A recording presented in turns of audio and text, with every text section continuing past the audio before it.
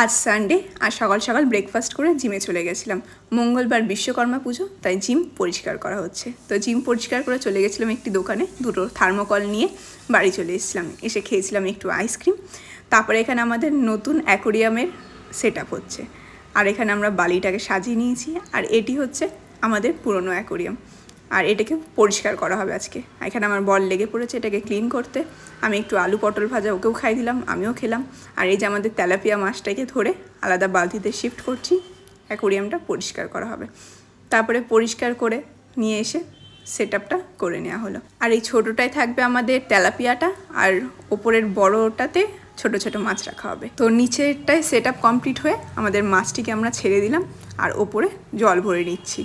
আর ওকে দেখে মনে হচ্ছে যে ও মরে গেছে, কিন্তু ও মরেনি। ওরকমই সবসময় নাটক করে। আর আমাদের সেট আপটা কেমন লাগলো তোমরা কমেন্টে জানিও। দেখা হবে নেক্সট একটি ব্লগে।